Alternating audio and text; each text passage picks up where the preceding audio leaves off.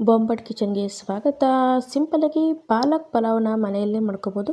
ತುಂಬ ರುಚಿಯಾಗಿ ಬರುತ್ತೆ. ತುಂಬ ಐಟಮ್ ಕೂಡ ಬೇಡ. ಮನೆಯಲ್ಲಿ ಮಾಡಿಕೊಂಡ್ರೆ ಮಕ್ಕಳು ಕೂಡ ಅಥವಾ ಮನೆಯಲ್ಲಿರುವಂಥ ಎಲ್ಲರೂ ಕೂಡ ಇಷ್ಟಪಟ್ಟು ತಿಂತಾರೆ. ನೀವು ಕೂಡ ಸಿಂಪಲ್ಲಾಗಿ ಹೇಗೆ ಮಾಡ್ಬೋದು ಅಂತ ನೋಡೋಣ ಬನ್ನಿ. ನೋಡಿ, ಒಂದು ಪ್ಯಾನಲ್ಲಿ ಫಸ್ಟ್ ಸ್ವಲ್ಪ ನೀರನ್ನು ಬಿಸಿಯಾಗಿ ಇಟ್ಟಿದ್ದೀನಿ. ನಂತರ ಇಲ್ಲಿ ತೊಳೆದಿರುವಂಥ ಪಾಲಕ್ ಸೊಪ್ಪನ್ನು ಹಾಕಬೇಕಾಗುತ್ತೆ.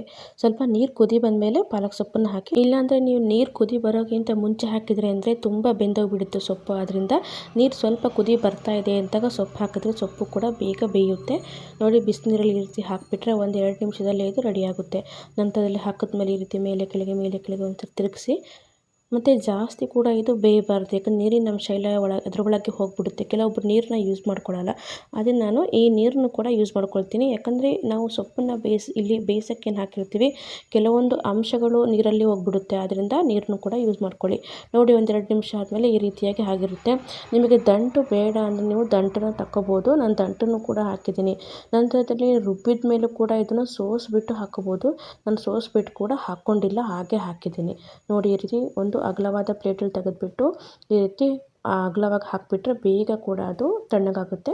ಹಾಗೂ ಈ ನೀರು ಕೂಡ ನಮಗೆ ಪಾಲಕ್ ನಾವೇನು ಅಕ್ಕಿ ಹಾಕಿದ್ಮೇಲೆ ನೀರು ಹಾಕ್ತೀವೋ ಅದಕ್ಕೆ ನಾನು ಯೂಸ್ ಮಾಡ್ಕೊಳ್ತೀನಿ. ಅದರಿಂದ ಇದನ್ನು ಪಕ್ಕದಲ್ಲಿ ಹಾಗೆ ಇಟ್ಕೊಳ್ಳಿ. ನಂತರ ಒಂದು ಮಿಕ್ಸಿ ಜಾರಿಗೆ ಇಲ್ಲಿ ನಾನು ಬೇಯಿಸಿ ತಣ್ಣಗಾಗಿರುವಂಥ ಪಾಲಕ್ ಸೊಪ್ಪನ್ನ ಹಾಕ್ತಾಯಿದ್ದೀನಿ. ನೋಡಿ, ತಣ್ಣಗಾಗಬೇಕು. ನಂತರದಲ್ಲಿ ಇದನ್ನು ಹಾಕಿದ್ರೆ ಬೆಟರ್, ಇಲ್ಲಾಂದರೆ ಮಿಕ್ಸಿ ಹಾಳಾಗುತ್ತೆ. ನೋಡಿ, ಈ ರೀತಿ ಒಂದು ಮಿಕ್ಸಿ ಜಾರಿಗೆ ಹಾಕಿಬಿಡ್ತಾ ಇದ್ದೀನಿ. ನಂತರದಲ್ಲಿ ಇಲ್ಲಿ ಸ್ವಲ್ಪ ಶುಂಠಿ ಬೆಳ್ಳುಳ್ಳಿನ ನಾವು ಹಾಕ್ಕೋಬೇಕಾಗುತ್ತೆ. ನೋಡಿ, ಕಟ್ ಮಾಡಿರುವಂಥ ಶುಂಠಿನ ಹಾಕ್ತಾಯಿದ್ದೀನಿ. 1 ಇಂಚು ಶುಂಠಿ ಹಾಕ್ತಿದ್ದೀನಿ. ಹಾಗೆ ಒಂದು 7ರಿಂದ 8 ಬೆಳ್ಳುಳ್ಳಿನ ಹಾಕ್ತಾಯಿದ್ದೀನಿ. ಇದು ಸ್ವಲ್ಪ ತೆಳ್ಳು ಬೆಳ್ಳುಳ್ಳಿ ಆಗಿರೋದ್ರಿಂದ ಸ್ವಲ್ಪ 7ರಿಂದ 8 ಹಾಕಿದ್ದೀನಿ.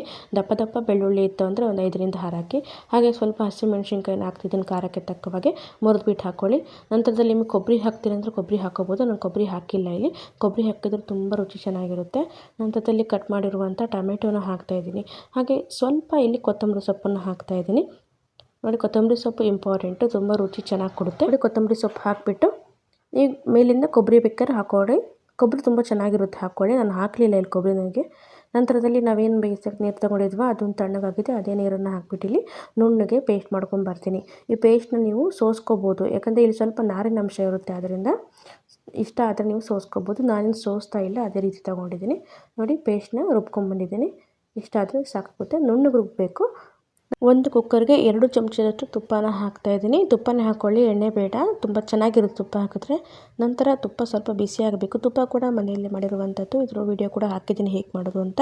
ಅದು ಪ್ಯಾಕೆಟ್ ಹಾಲಿನಿಂದ ಹೇಗೆ ಮಾಡೋದು ಅಂತ ಹಾಕಿದ್ದೀನಿ, ನೋಡಿ, ವಿಡಿಯೋ ನೋಡ್ಕೊಳ್ಳಿ. ನಂತರ ಇಲ್ಲಿ ನೋಡಿ, ಕೆಲವು ಮಸಾಲೆ ಪದಾರ್ಥಗಳನ್ನು ಹಾಕ್ತಿದ್ದೀನಿ. ನಾನು ಪಲಾವ್ ಎಲೆ ತೊಗೊಂಡಿದ್ದೀನಿ, ಚಕ್ಕೆ, ಲವಂಗ, 1 ಏಲಕ್ಕಿನ ತೊಗೊಂಡಿದ್ದೀನಿ. ಇದನ್ನು ಕೂಡ ನಾನು ತುಪ್ಪದಲ್ಲಿ ಹಾಕ್ತಾಯಿದ್ದೀನಿ. ತುಪ್ಪ ಸ್ವಲ್ಪ ಬಿಸಿ ಆದಮೇಲೆ ಹಾಕ್ಕೊಳ್ಳಿ. ಇದನ್ನು ಸ್ವಲ್ಪ ಫ್ರೈ ಮಾಡ್ಕೋಬೇಕು ನಾವು. ನೋಡಿ, ನಂತರದಲ್ಲಿ ಈ ಮಸಾಲೆಗಳನ್ನು ಹಾಕಿಬಿಟ್ಟು ಸ್ವಲ್ಪ ನಾವಿದನ್ನು ಬಾಡಿಸ್ಕೋಬೇಕಾಗುತ್ತೆ. ಅಂದರೆ ಘಮ ಅಂತ ಪರಿಮಳ ಬರಬೇಕು, ಅವರಿಗೆ ಇದನ್ನು ಬಾಡಿಸ್ಕೋಬೇಕಾಗುತ್ತೆ. ನೋಡಿ, ಈ ರೀತಿಯಾಗಿ ಮಾಡಿಕೊಟ್ರೆ ತುಂಬ ಚೆನ್ನಾಗಿರುತ್ತೆ ನಮಗೆ ಪಾಲಕ್ ಒಂದು ರೈಸು. ನೋಡಿ, ನಂತರದಲ್ಲಿ ಕಟ್ ಮಾಡಿರುವಂಥ ಈರುಳ್ಳಿನ ಹಾಕ್ತಾಯಿದ್ದೀನಿ. ಈರುಳ್ಳಿ ನೀವು ಕಡಿಮೆ ಕೂಡ ಹಾಕ್ಕೋಬೋದು, ಜಾಸ್ತಿ ಕೂಡ ಹಾಕ್ಕೋಬೋದು. ನಾನು ಒಂದು ಮೀಡಿಯಮ್ ಗಾತ್ರದ ಈರುಳ್ಳಿನ ಕಟ್ ಮಾಡಿ ಹಾಕ್ಕೊಂಡಿದ್ದೀನಿ. ನೋಡಿ, ಇದನ್ನು ಚೆನ್ನಾಗಿ ಬಾಡಿಸ್ಕೋಬೇಕಾಗುತ್ತೆ ನಾವು, ಯಾಕಂದರೆ ನಾವು ರುಬ್ಬುವಾಗ ಅಲ್ಲಿ ಈರುಳ್ಳಿ ಹಾಕಿಲ್ಲ. ಅದರಿಂದ ಈರುಳ್ಳಿನ ಇಲ್ಲೇ ಹಾಕ್ತಾಯಿದ್ದೀವಿ ನಾವು. ಇಲ್ಲೇ ಹಾಕ್ಕೊಳ್ಳಿ, ಅಲ್ಲಿ ಹಾಕೋಕ್ಕೆ ಹೋಗ್ಬಿಡಿ. ನಂತರ ನೋಡಿ, ಸ್ವಲ್ಪ ಕಲರ್ ಚೇಂಜ್ ಆಗಬೇಕಿದು, ಅಲ್ಲಿವರೆಗೆ ನಾವು ಇದನ್ನು ಬಾಡಿಸ್ಕೋಬೇಕಾಗುತ್ತೆ. ಮತ್ತು ಘಮ ಅಂತ ಪರಿಮಳ ಕೂಡ ಬರ್ತಾ ಇರುತ್ತೆ, ಯಾಕಂದರೆ ಮಸಾಲೆ ರುಬ್ಬಿರ್ತೀವಲ್ಲ, ಆ ಪರಿಮಳ ಕೂಡ ಘಮ ಅಂತ ಬರ್ತಾ ಇರುತ್ತೆ. ಮತ್ತು ಈ ಒಂದು ಮಸಾಲೆ ಚೆನ್ನಾಗಿ ಫ್ರೈ ಮಾಡ್ಕೋಬೇಕು, ಇಲ್ಲಾಂದರೆ ಹಸಿ ವಾಸನೆ ಬರುತ್ತೆ. ಆದ್ದರಿಂದ ನೋಡಿ, ಇಲ್ಲಿ ಚೆನ್ನಾಗಿ ಮಸಾಲೆ ಕೂಡ ಫ್ರೈ ಆಗಿದೆ. ಈಗ ನೋಡಿ, ಕಲರ್ ಕೂಡ ಬ್ರೌನ್ ಕಲರ್ ಅಂದರೆ ಬಂದಿದೆ. ಈಗ ನಾವು ರುಬ್ಬಿರುವಂಥ ಮಸಾಲೆನ ಇದಕ್ಕೆ ಹಾಕಬೇಕಾಗುತ್ತೆ.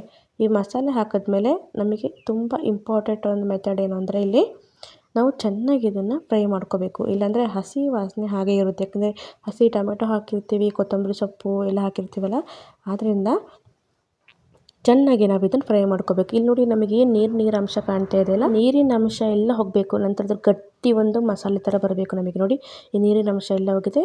ನಮಗೆ ಮೇಲ್ಗಡೆ ತುಪ್ಪ ಕೂಡ ಬಿಟ್ಕೊಂಡಿದೆ. ನೀವು ಎಣ್ಣೆ ಹಾಕಿದ್ರಿ ಅಂದರೆ ಎಣ್ಣೆ ಥರ ಬಿಟ್ಕೊಂಡಿರುತ್ತೆ.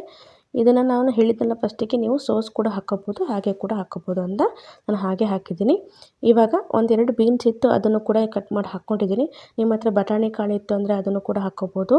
ನಂತರದಲ್ಲಿ ಇಲ್ಲಿ ನೋಡಿ, ಈ ಲೋಟದಲ್ಲಿ 1 ಲೋಟದಷ್ಟು ಅಕ್ಕಿನ ಚೆನ್ನಾಗಿ ತೊಳೆದಿಟ್ಕೊಂಡಿದ್ದೀನಿ. ಅದನ್ನು ಕೂಡ ಇಲ್ಲಿ ಹಾಕ್ತಾಯಿದ್ದೀನಿ. ಒಂದೇ ಮೆಜರ್ಮೆಂಟಲ್ಲಿ ಇರಲಿ. ನೋಡಿ, ತೊಳೆದಿರುವಂಥ ಅಕ್ಕಿನ ಹಾಕ್ತಾಯಿದ್ದೀನಿ.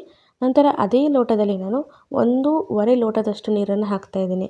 ಯಾಕಂದರೆ ಇಲ್ಲಿ ಸ್ವಲ್ಪ ನೀರಿನ ಅಂಶ ಇರುತ್ತಲ್ವ ನಮಗೆ, ಯಾಕಂದರೆ ಮಸಾಲೆ ಸ್ವಲ್ಪ ತೆಳ್ಳಗಿರುತ್ತೆ ನೋಡಿ, ಈ ರೀತಿ ತೆಳ್ಳಗಿರುತ್ತೆ. ಆದ್ದರಿಂದ ನೀರನ್ನ ಸ್ವಲ್ಪ ಕಡಿಮೆ ಹಾಕ್ಕೋಬೇಕು. 1 ಲೋಟಕ್ಕೆ ಯಾವಾಗೂ ಹೇಳಬೇಕು ಅಂದರೆ 2 ಲೋಟದಷ್ಟು ನೀರನ್ನು ಹಾಕ್ತೀರಾ ನೀವು. ಇಲ್ಲಿ ಸ್ವಲ್ಪ ಕಡಿಮೆನೇ ಹಾಕಬೇಕು. ಮತ್ತು ಇಲ್ಲಿ ನಾನು ನೀರನ್ನು ಯೂಸ್ ಮಾಡ್ತಿರೋದು ನಾವೇನು ಪಾಲಕ್ ಸೊಪ್ಪನ್ನು ಬೇಯಿಸಿದ್ವಲ್ಲ ಅದೇ ನೀರನ್ನು ಯೂಸ್ ಮಾಡ್ಕೊಳ್ತಿದ್ದೀನಿ. ಅದು 1/4 ಲೋಟದಷ್ಟು ನನಗೆ ನೀರು ಸಿಕ್ತು. ನಂತರದಲ್ಲಿ ಇದಕ್ಕೆ ಸ್ವಲ್ಪ ನೀರನ್ನು ಮಿಕ್ಸ್ ಮಾಡಿಕೊಂಡು 1.5 ಲೋಟದಷ್ಟು ನಾನು ನೀರನ್ನು ಹಾಕ್ತಾಯಿದ್ದೀನಿ 1 ಲೋಟಕ್ಕೆ. ಈಗ ಚೆನ್ನಾಗಿ ಮಿಕ್ಸ್ ಮಾಡ್ಕೊಳ್ಳಿ. ಕ್ಲೀನಾಗಿ ಮಿಕ್ಸ್ ಮಾಡ್ಕೊಂಡ್ಬಿಟ್ಟು ನಿಮಗೆ ತರಕಾರಿ ಇತ್ತಂದರೆ ತರಕಾರಿ ಕೂಡ ಈ ಟೈಮಲ್ಲಿ ನೀವು ಹಾಕ್ಕೋಬೋದು. ನಂತರ ರುಚಿಗೆ ತಕ್ಕಷ್ಟು ಉಪ್ಪನ್ನು ಹಾಕಿಬಿಟ್ಟು ನೋಡಿ, ಉಪ್ಪನ್ನ ಹಾಕ್ಕೊಳ್ಳಿ. ಉಪ್ಪನ್ನ ಹಾಕಿಬಿಟ್ಟು ಮುಚ್ಚಳ ಮುಚ್ಚಿ ಇದನ್ನು 3 ವಿಸಲ್ ನಾವು ಕೂಗಿಸ್ಬೇಕಾಗುತ್ತೆ. ಉಪ್ಪನ್ನ ಹಾಕಿಬಿಟ್ಟು ಒಂದ್ಸರಿ ಮಿಕ್ಸ್ ಮಾಡ್ಕೊಳ್ಳಿ. ಮತ್ತು ಮೇಲಿಂದ ಕೊತ್ತಂಬರಿ ಸೊಪ್ಪು ಹಾಕೋ ಅವಶ್ಯಕತೆ ಇಲ್ಲ. ತುಂಬ ಸಿಂಪಲ್ಲಾಗಿರುತ್ತೆ. ನಿಮ್ಮ ಹತ್ರ ಕ್ಯಾರೆಟ್ ಇತ್ತು ಅಂದರೆ ಕ್ಯಾರೆಟ್ ಕೂಡ ಹಾಕ್ಕೋಬೋದು, ತುಂಬ ರುಚಿಯಾಗಿರುತ್ತೆ. ಆದರೆ ಕ್ಯಾರೆಟ್ ನೋಡಿ ಹಾಕ್ಕೊಳ್ಳಿ, ಒಂದೊಂದು ಸ್ವೀಟ್ ಕ್ಯಾರೆಟ್ ಇರುತ್ತೆ, ಅಷ್ಟು ಚೆನ್ನಾಗಿ ಕೊಡೋದಿಲ್ಲ ರುಚಿ. ನೋಡಿ, ಮುಚ್ಚಳ ಮುಚ್ಚಿ 3 ವಿಸಲ್ ಹಾಕ್ಸಿದ್ದೀನಿ. ನೋಡಿ, ಈಗ 3 ವಿಸಲ್ ಆದಮೇಲೆ ಈ ರೀತಿಯಾಗಿ ನಮಗೆ ಪಾಲಕ್ ರೈಸ್ ಈಗ ರೆಡಿಯಾಗಿದೆ. ನೀವು ಕೂಡ ಮನೆಯಲ್ಲಿ ಇದೇ ರೀತಿಯಾಗಿ ಮಾಡ್ಕೊಬೋದು, ತುಂಬ ರುಚಿಯಾಗಿ ಬಂದಿದೆ. ಈ ಒಂದು ರೆಸಿಪಿ ಏನಿದೆ ಇದನ್ನು ಕೂಡ ನನಗೊಬ್ಬರು ಹೇಳಿಕೊಟ್ಟಿದ್ದೆ. ಅವರು ಒಂದ್ಸರಿ ನನಗೆ ಮಾಡಿ ಕಳಿಸಿದರು ಮನೆಗೆ. ಆದ್ದರಿಂದ ಆ ರೆಸಿಪಿನ ಕೇಳಿಕೊಂಡು ತುಂಬ ಸರಿ ನಾನು ಈ ಒಂದು ರೆಸಿಪಿನ ಮಾಡಿದ್ದೀನಿ. ನನಗೂ ಕೂಡ ತುಂಬ ಇಷ್ಟ ಆಯಿತು. ನಿಮಗೂ ಕೂಡ ಇಷ್ಟ ಆಗುತ್ತೆ ಅಂದ್ಕೊಳ್ತೀನಿ. ಒಂದ್ಸರಿ ಮಾಡಿ ನೋಡ್ಕೊಳ್ಳಿ, ನೀವು ಕೂಡ ಇಷ್ಟಪಡ್ತೀರಾ.